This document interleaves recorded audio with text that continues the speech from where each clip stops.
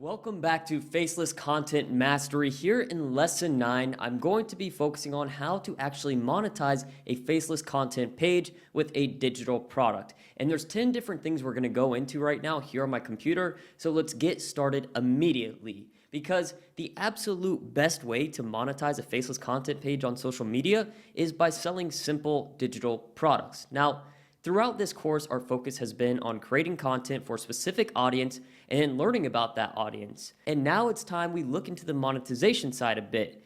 And the biggest question will be, when is the right time to start selling? And there's a perfectly good answer to that. And unfortunately, most people get too caught up in the speed of things where they forget to really study the data from their posts and validate if they even have enough credibility to start selling. So let's break down right now when is going to be the right time to monetize and then how to actually do it. The first thing is the followers. Because on TikTok, you can add a link in your bio after hitting 1,000 followers, although that's not really the most important part to think about. Because followers do create credibility, but what we don't want to happen is that we shoot a shot in the dark for a new product that we're trying to sell and it doesn't work out. What's more important than having the following is having the data from your post that you've been making. If you remember from lesson 3, our objectives from our scripts were to figure out these things about our audience. What triggers them, what makes them come alive, what beliefs will they defend, what makes them argue, and what kind of content brings them the most value. And why? Well, it's not just to be able to create better content and grow our page, but also because this gives us all the information we need to create and find the right product for our audience. And usually you will know all of this set in stone when you have at least 5,000 followers.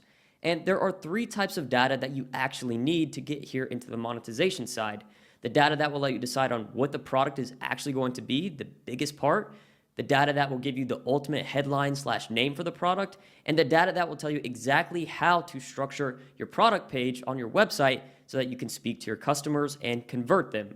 Now, the second and third point are often kind of slept on by people when it comes to monetizing, but trust me, it really does matter how you actually describe your product and sell it, because this is a little excerpt from a book, and we can see just based off of this information alone, when they focused on changing titles, they were able to make much more sales. So you see here, the old title, 10 o'clock, annual sales, 2,000, new title, what art should mean to you, then annual sales up to 9,000. And it continues to go on here where even this one right here that did 0 annual sales called The Art of Controversy, then changed How to Argue Logically to 30,000 annual sales. I mean, these are just examples of a name that someone maybe thought was good turn into something that the audience then thinks is good, so it starts to convert more. And this really just happens because the more you know, the more you'll be able to sell if you implement this data correctly. So let's talk about how to do product research with your account. I know this maybe sounds funny, right? Because you've probably never heard of this strategy, but let's be honest. Like, it is easy for us to come up with an idea ourselves for a product, but ultimately the best product ideas come from the buyers themselves. So the best product is one that solves the most painful problems or inspires the most amount of transformation. We're not looking for something average here. We're looking for something that would make people take action. And the way we find product ideas inside of our faceless content page is by referring back to value posts that we have created in the past and have gone viral. Now, a little look back again to lesson 3. One of the types of scripts was how to provide value to the audience. So every type of post that we've made using a value script is essentially a free product research test. So let's say, for example, in the past, I made a value post and it went viral. It was for new mothers about this is how you can make your baby stop crying.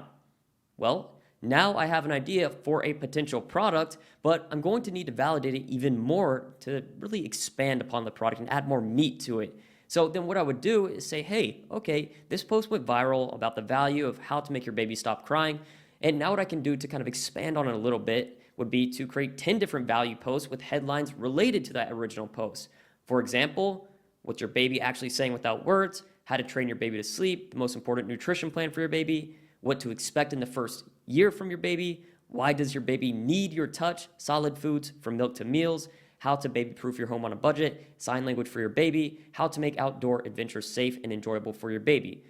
Not every single one of these is just about how to make your baby stop crying, but there's similar related problems that we could post value posts of and see okay, this could just kind of add on to a product idea that we've already come up with from seeing that the first original post, how you can make your baby stop crying, went viral. Now, of course, when you do this and you expand upon an idea for a potential product, not all of the posts are going to go viral, but let's say 4 out of the 10 did. These 4 right here. Well, now I have a pretty good product idea, and if I take the time to actually develop the idea about the product, then this could be something absolutely amazing. Because let's just say out of these, everything here related that kind of went viral ties to, a digital product about communicating with your baby. So if I come up with the name here, Talk with Your Baby, this is going to be a digital product ebook about communicating with your baby. And maybe some of the value benefits are learn the secrets of communicating without words, learn the power of your touch, and have the power to press a button to make a baby stop crying. These are just value propositions that we've come up with just by seeing which value posts have gone viral. And that's giving us basically a product idea that we can run with that's already validated. But we can't just have our product be Talk with Your Baby because really there's nothing special to that. But what if everything we've been doing to create viral content hooks is the same process we can use to come up with a product headline/name? We don't have to overcomplicate this. A great hook in the start of a video or slideshow will make people want to continue on. So it's only logical that we incorporate some of the greatest hooks we've done into a product headline. So the question then becomes, how do we create a good hook from Talk with Your Baby that would still describe kind of what our product is about? So let's say we brainstorm some different hooks and headlines. Maybe I'll come up with things like this: the secret for becoming a baby whisperer, the mother's magic signals for a monk baby, the baby happiness button, the 4 C's, cute cuddling code of conduct, the baby mindset formula. These are just different hook ideas that we can now apply to a slideshow or a video and test for free, which tells us, okay, which of these ideas is going to resonate most with our audience? Are you getting it here of how this is basically a hook, but also describing our potential product at the same time? It's all coming together to basically just use our page as a free testing platform. We're not spending money on ads to figure these things out. We're not paying for surveys. We're just basically doing what we're already doing in a specific manner to figure out specific things. And in this case, creating the product. So after testing these things, you'll be in a position where you have an insanely valuable product idea, name ideas, and then you can get into the next part, which is how do you actually speak to people on a product page? Because let's say you take everything from right here, you want to continue with this, and you do so, how do we create the website? Like, how is the page going to be structured? And just like a script is more important than background content for your posts, so is the website script more important than the setup and the fonts. That's why here in Faceless Content Mastery, I'm really just focusing on teaching you the skills and not the tactics, because skills pay the bills, and it's way more important than anything else. So to simplify things here for your product page data, there are 5 main components to a product page script. And when I'm going through these 5 things, I just want you to imagine you're looking at a website that's selling a product and there's 5 different sections. That's exactly what this is right here. So in our 5 main components, we have 1, we call out our exact audience. 2, we make an assumption about their pains. 3, we resonate with their current situation. 4, we introduce the perfect transformation or outcome. And 5, we simplify the change that will happen in their life. For example, a captivating headline that could call out our exact audience would be, "There is a peaceful baby formula for sleepless mothers."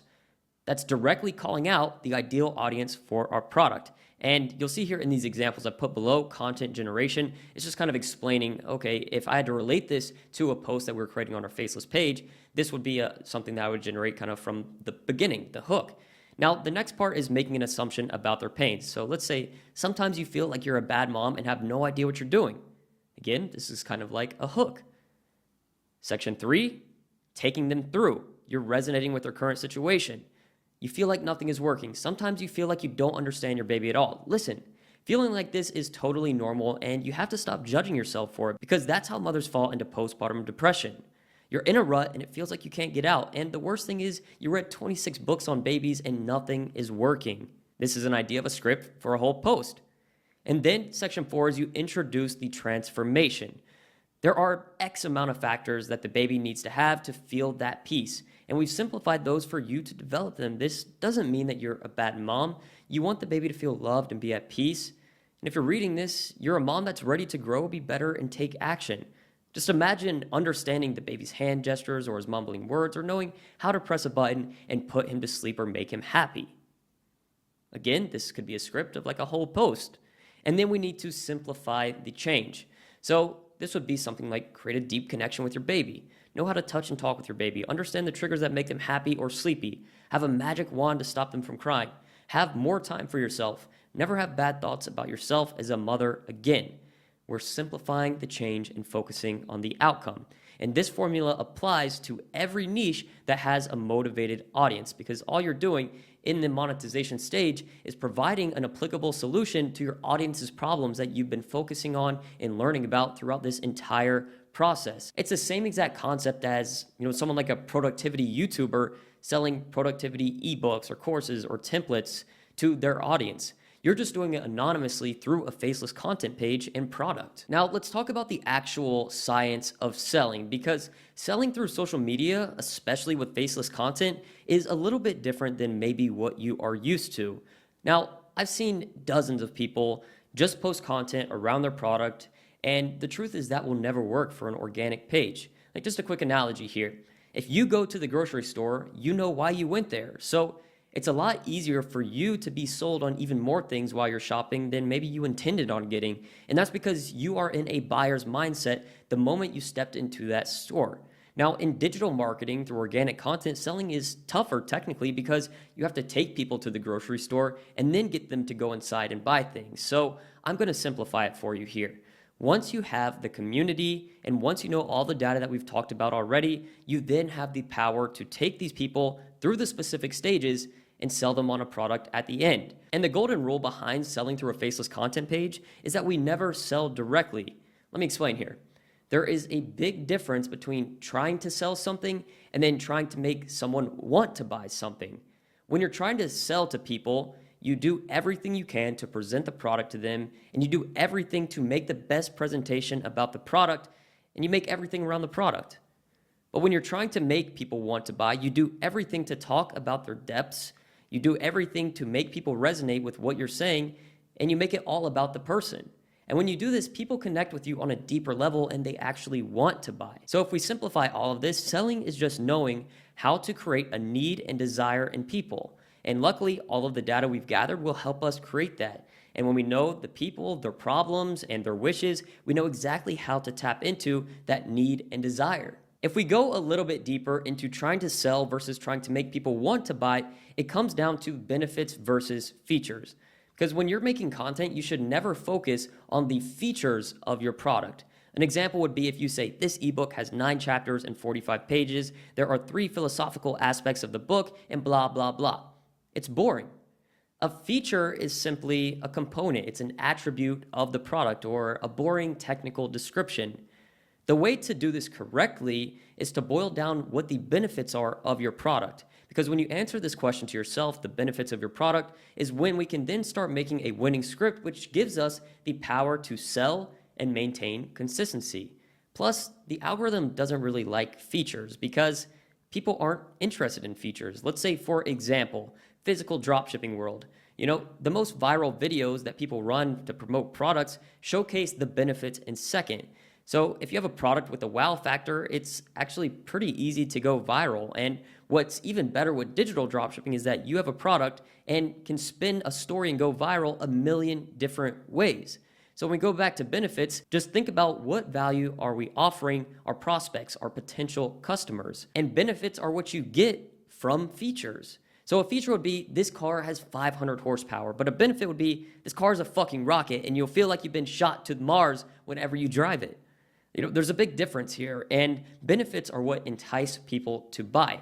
Now remember, the whole time people are looking at your content, this is organic content, they're constantly asking themselves, what's in it for me? So your selling content is going to perform best when it focuses on benefits and is not just selling directly. Now let's talk some more about sales information here. How do you actually create hooks for your sales content? And here's exactly how to correctly do this. What you want to do is put your biggest benefit in the headline or hook. So let's say, for example, our product is the Baby Whisperer, which we want to sell indirectly at the end of a post. After a few minutes of brainstorming, I could decide, okay, the biggest benefit of this product is becoming a stress-free mom. And now that I know that benefit, we can make a hook, and we want to connect, that benefit with the actual product. So here is what we don't do. And this is going to be a big game changer for you. Instead of saying how to be a stress-free mom with our baby whisperer ebook, instead what we can do is say secrets that baby whisperer mothers know that makes them 245% less stressful. Now we have a point of entrance. People know when they see this first type of hook immediately that you're going to be trying to sell something. But here we're just making a point of entrance where we focus on the actual benefits and kind of tie to the product without them knowing directly.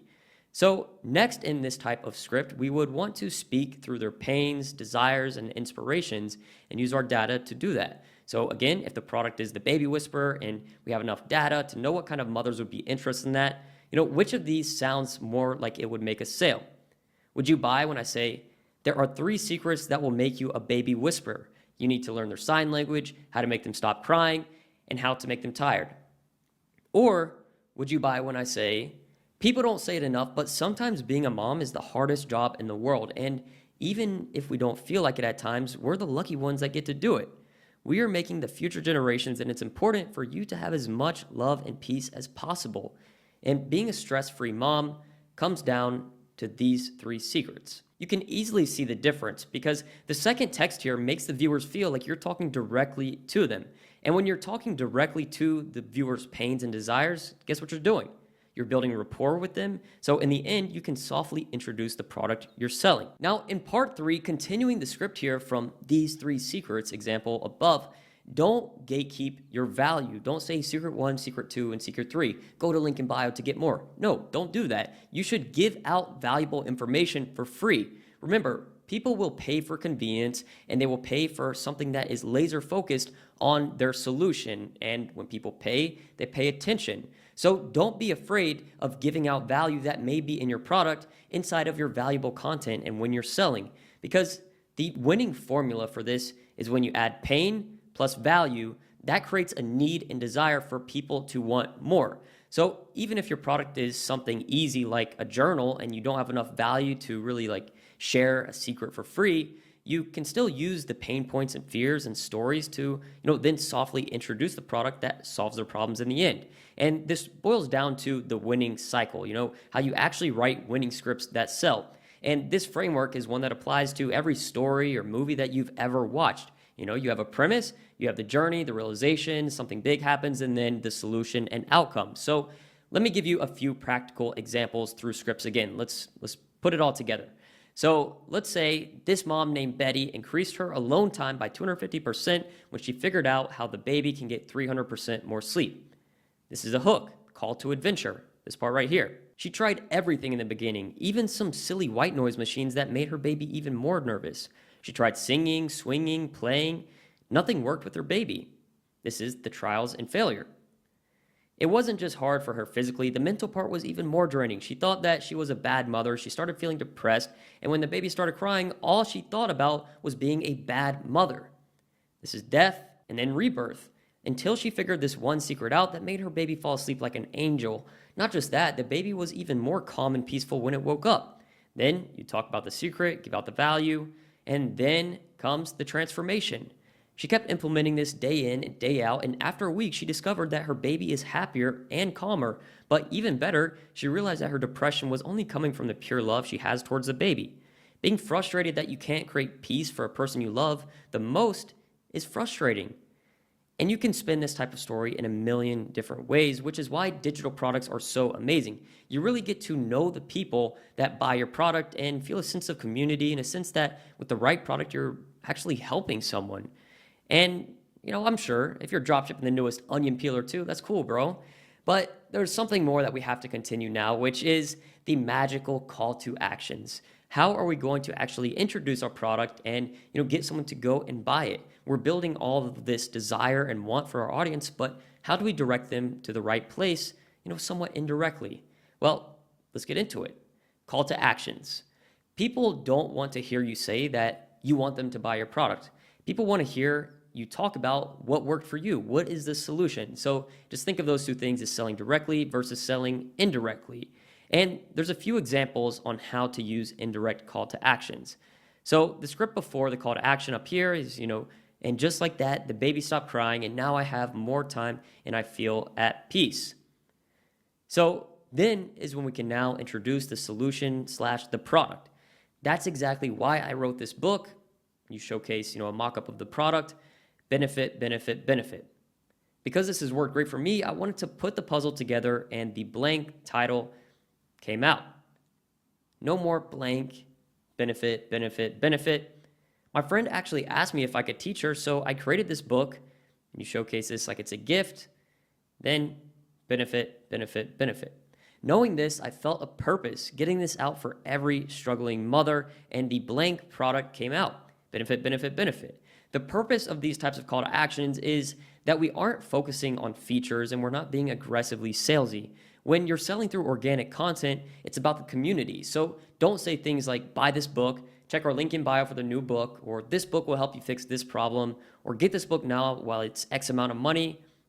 Having a community is having a responsibility of being friendly. So the same way you built your audience through these traits, you should sell in the same way. And whether you're making a video or a slideshow to sell, a call to action must be your last slide on a slideshow or the last few seconds of a video. And you want to never actually say link in bio or say the price of the product. Instead, I'll show you an easy way to fix both of these objections at once. What you could do is something just like this. You can show what the actual call to action is. So you can take a screenshot of your page and then, add a little graphic highlighting the link in bio. And instead of saying the price, you can just kind of give an analogy on how much it would cost. For example, available today, cheaper than a car wash. And when you add this at the end, it is definitely more subtle and it's indirect in a way where it can generate sales, but you're not pushing this salesy tactic against your community and getting them to retaliate. The entire purpose, remember, of your organic content and monetizing it is building the community, providing them value, and then addressing, their desires and wants that you create through your content, and then you're monetizing that. You're solving a real life problem with a digital solution. And that is the beauty of monetizing an organic page with a digital product. And I'll see you in the next one. Peace.